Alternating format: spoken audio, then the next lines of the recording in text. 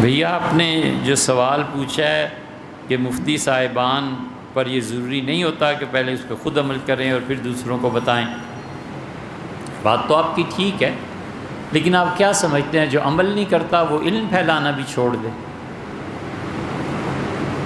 جس کا عمل ناقص ہے اور علم اس کے پاس ہے تو علم بھی آئندہ سے منتقل نہ کرے۔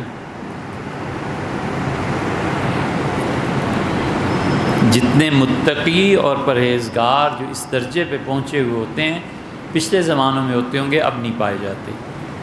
فتویٰ یا سوال ہے؟ سوال فتویٰ بھی ہو سکتا ہے، کیونکہ دیکھا گیا ہے کہ دوسروں کی صفوں میں وقفے کی تلقین، دیکھا تو یہ گیا ہے کہ دوسروں کو صفوں میں وقفے کی تلقین کی گئی اور اپنی مساجد میں اس پہ عمل نہیں کیا، ہم نے بھی نہیں کیا۔ لوگوں نے کہا وقفہ، ہم نے کہا یہ بھی جائز، ہم نے اپنی مسجد میں بالکل نہیں کیا۔ اس کی بھی دلیل ہے، اس کی بھی دلیل ہے، آپ کو بھی اختیار تھا، آپ نہ کرتے، آپ کر لیتے، کوئی رچ نہیں۔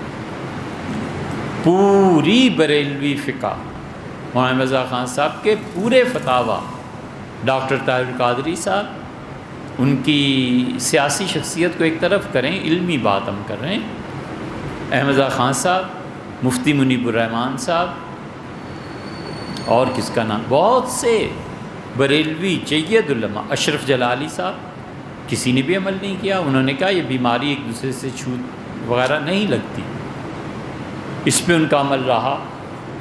بعض علماء نے کہا ہمارے علاقوں میں یہ کیس ہی نہیں آیا، اس لیے کہ ہم گاؤں دیہات میں رہتے ہیں، کھلی جگہ ہے، ہوائیں دن رات چلتی ہیں، یہاں اس کا کیس کا کیا تصور ہے، بعض جگہوں پہ آیا۔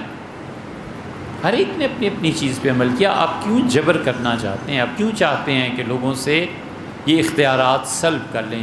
ہاں بھئی، شریعت نے انہیں بھی اجازت دی ہے، انہیں بھی اجازت دی ہے۔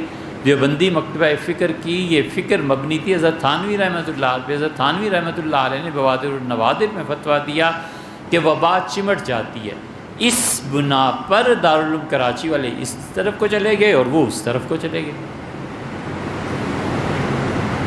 اب اصل پہ بھی تو غور کریں نا، تو دونوں کے پاس اپنے اپنے دلائل ہیں۔ اس جبر کی ضرورت ہی آخر کیا ہے؟ لوگوں کو جینے دو یار۔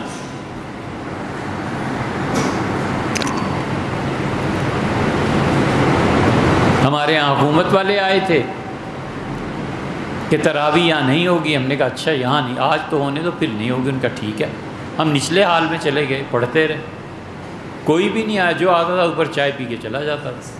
پھر ایک دن آ گیا کہ وہ نیچے، تو میں نے کہا اب کیا کریں؟ کہنے کہ جی مہربانی کریں 500 روپیہ چاہیے، کہ یہ لو۔ یہ حال ان کا ہے جنہوں نے قانون نافذ کرنا، یہ حال ان کا ہے۔ اور ان ڈاکٹروں کی بھی سن لینا، ان کی بھی فہرست نکال لینا جو کہتے ہیں کہ ہمیں پریشرائز کیا گیا کہ موت اگر دل کے دورے سے ہے تو بھی انہیں کرونا میں شامل کرو۔ اس لیے بھیا اجتہاد نہیں ہے، یہ اجتہاد تو بہت بڑی چیز ہے، یہ دلائل کی روشنی میں ایک چیز کو اپنے حالات کے مطابق ترجیح دینی،